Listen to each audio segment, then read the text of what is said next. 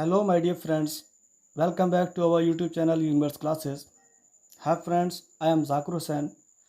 Today I am present here to represent relation between zeros and coefficient of polynomials. Means zeros को हम समझ लेते हैं. zeros का मतलब होता है values of x और coefficient का मतलब होता है the multiple factor of variable. Clear? थोड़ा सा समझ लेते हैं पहले इनको. जैसे हमारे पास कोई भी फैक्टर है -2x³ plus 3x² minus 2x. तो यहाँ से हम बात करें अगर कोफिशिएंट की तो x³ का कोफिशिएंट यहाँ पर होगा -2, x² का कोफिशिएंट होगा 3 और x का कोफिशिएंट होगा -2. मीन्स वेरिएबल्स का जो मल्टीपल फैक्टर होता है उसको हम कहते हैं कोफिशिएंट. जीरोस का मतलब क्या है? जैसे हम बात कर रहे हैं यहाँ पर एक हमारे पास इक्वेशन है 2x² माइनस 8x प्लस 6. इसके केस में अगर हम समझें तो इसकी डिग्री कितनी है मैं पहले आपको बता चुका हूँ. जो यूनिवर्स क्लासेस पर क्लासिफिकेशन ऑफ पॉलिनोमियल्स के केस में मैं आपको बता चुका हूँ जीरोस ऑफ पॉलिनोमियल्स क्या होते हैं. मीन्स जिस पॉलिनोमियल की जितनी डिग्री होती है उसमें उतने ही जीरोस होते हैं. जीरोस का मतलब वैल्यू ऑफ एक्स. यहाँ पर डिग्री कितनी है 2. तो यहाँ इस इक्वेशन को जब आप सॉल्व करेंगे तो कितनी वैल्यूज आएंगी 2.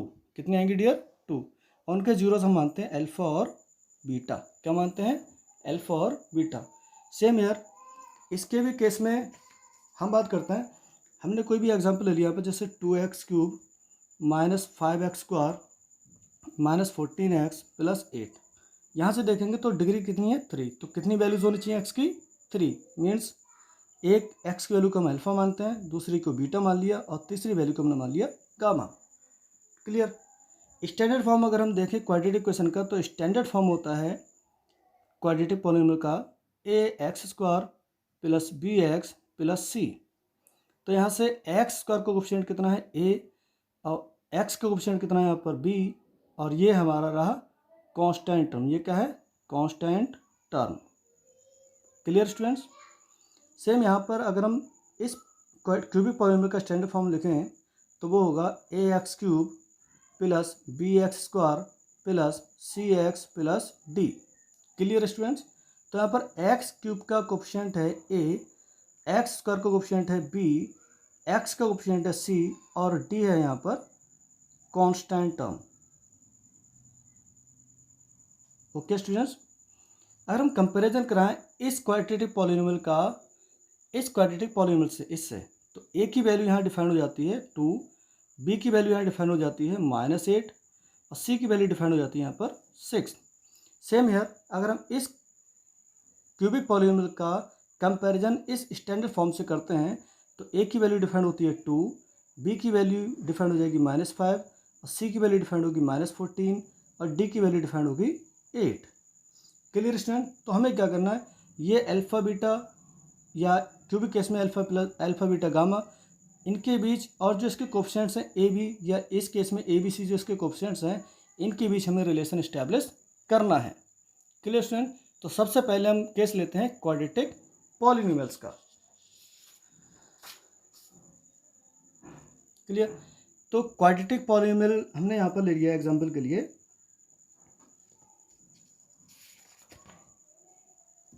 हमने ले लिया यहाँ पर 2x² माइनस 8x प्लस 6. ये है हमारा एक क्वाड्रेटिक पॉलिनोमियल.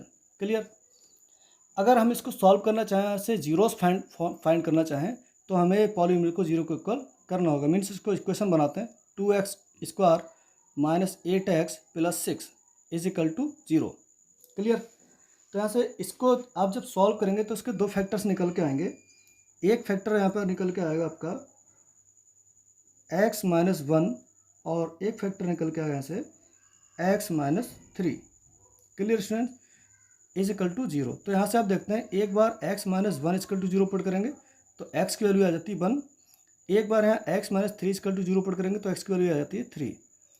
तो मैंने आपको जैसे कि बताया कि क्वाड्रेटिक इक्वेशन में हमारे 2 जीरोस होता है जिसमें एक जीरो को हम मानते हैं अल्फा यानी अल्फा इजकल टू 1 एज्यूम कर लिया यहाँ पर और दूसरे जीरो को हम मानते हैं बीटा यानी बीटा इजकल टू 3 एज्यूम कर लिया. क्लियर? अब हम यहाँ पर पहले देखते हैं सम ऑफ जीरोस। क्या देखते हैं students? Sum of zeros. Sum of zeros का मतलब क्या होता है? अल्फा प्लस बीटा, दोनों जीरोस का एडिशन को हम सम ऑफ जीरोस बोलेंगे। तो अल्फा की वैल्यू है 1, बीटा की वैल्यू 3, तो कितना आ गया यहाँ पर? 4। क्लियर? हमारे पास क्वाड्रेटिक पॉलिनोमियल है ये। तो इस क्वाड्रेटिक पॉलिनोमियल से हमें 4 बनाना। 4 कैसे बनाएंगे? तो देखिए, अगर मैं -8 को डिवाइड करा दूँ किससे? 2 से, तो कितना बन जाता है? 4। तो यहाँ पर हम डिफाइन करते हैं, इसको ध्यान रखिएगा, अल्फा प्लस बीटा की वैल्यू कितनी है? 4। अब यहाँ पर लिखते हैं coefficient of x upon coefficient of x square. तो कोएफिशिएंट ऑफ एक्स का मतलब एक्स का जो मल्टीपल फैक्टर है वो कितना है? -8। और यहाँ पर एक्स स्क्वायर का कोएफिशिएंट कितना है? 2। तो यहाँ पर डिवाइड आप करेंगे तो कितना आ जाएगा? -4। बट यहाँ कितना है? +4। अगर दोनों को इक्वल करना है तो इसका मतलब जो कोएफिशिएंट ऑफ एक्स लेंगे फॉर्मूले में वो क्या लेंगे? नेगेटिव।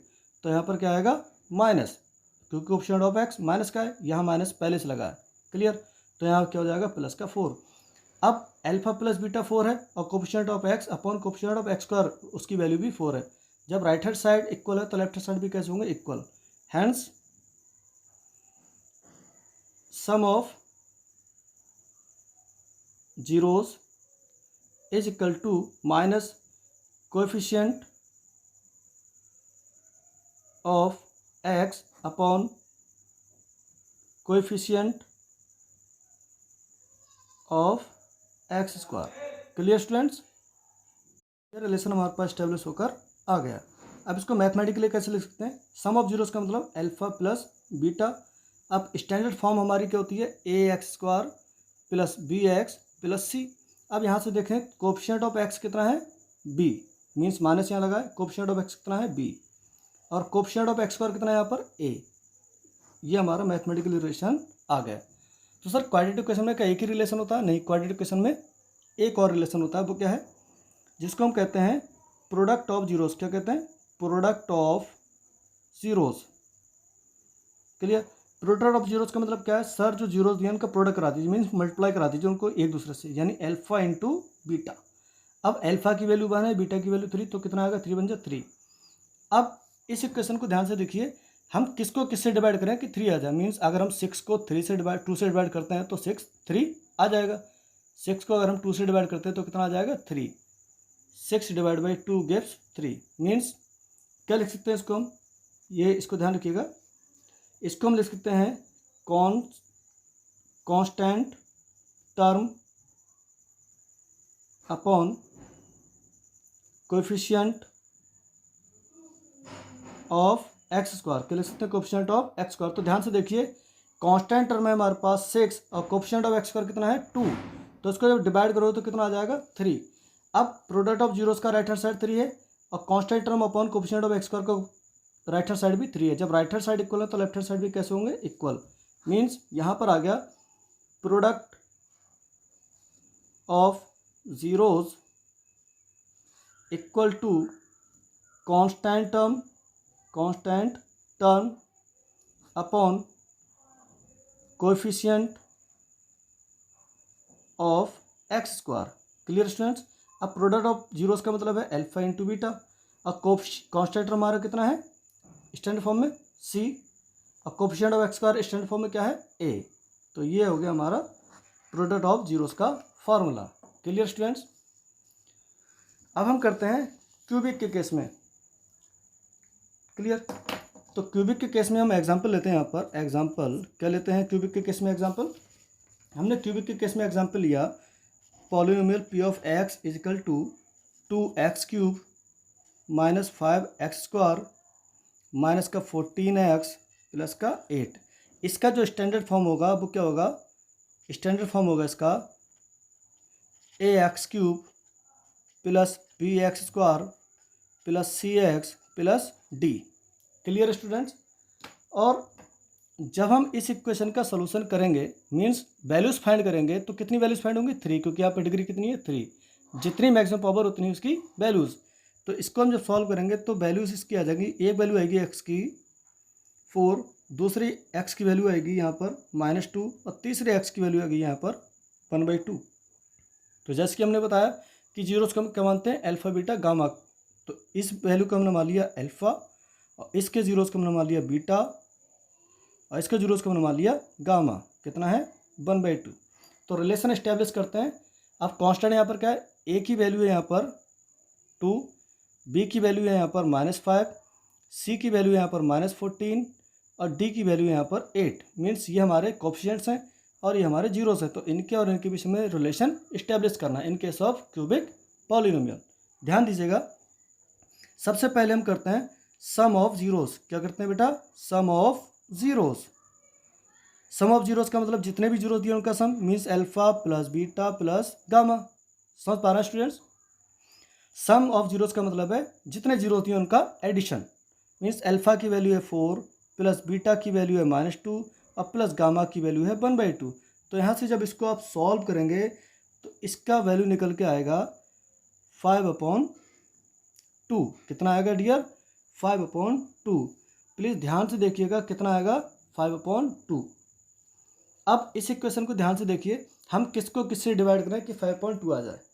यहाँ पर कितना है, -5। कितना है, -5/2। अगर मैं इस -5 में माइनस से मल्टीप्लाई कर दूँ तो कितना आ जाएगा, 5/2। मीन्स -5/2 यहाँ से आएगा। अगर मैं डिवाइड करूँगा coefficient of x square upon coefficient of x cube, तो कितना आएगा, -5/2। और इसमें मल्टीप्लाई कर दूँगा माइनस से।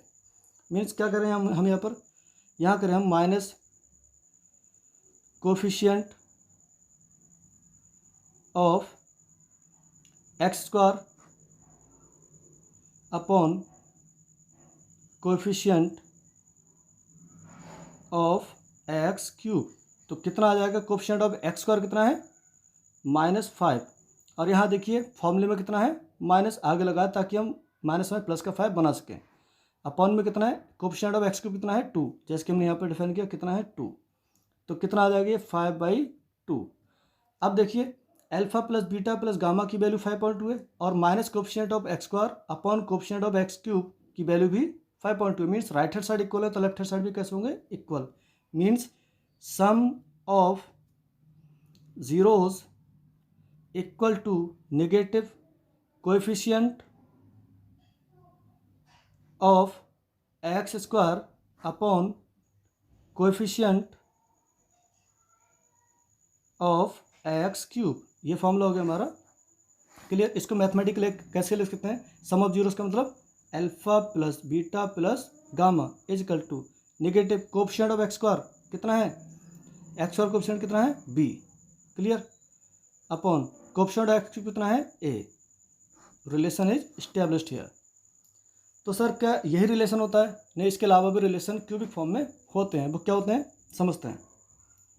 अब बात करते हैं हम किसकी, product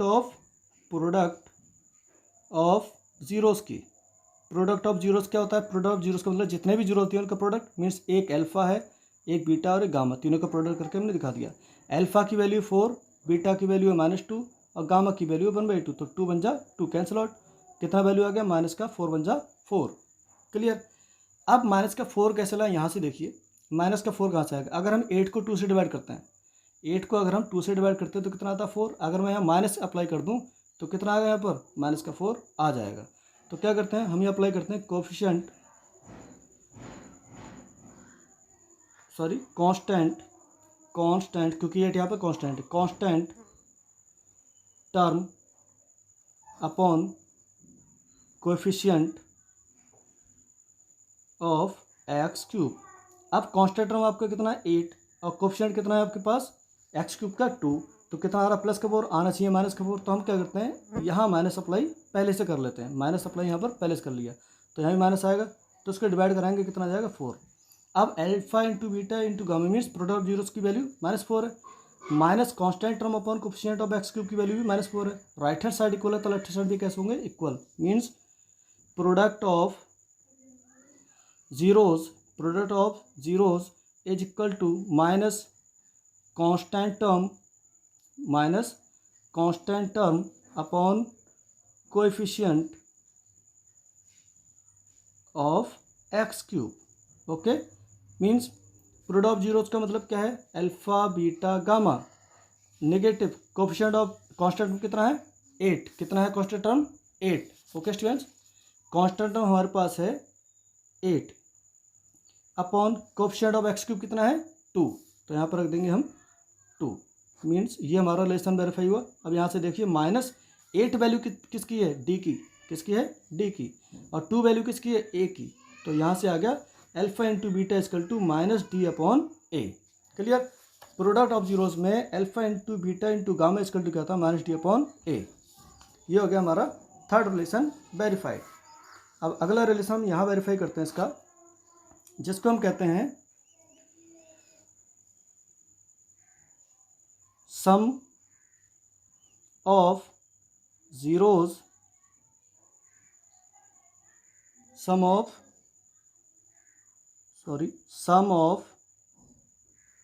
product of zeros taken two at a time.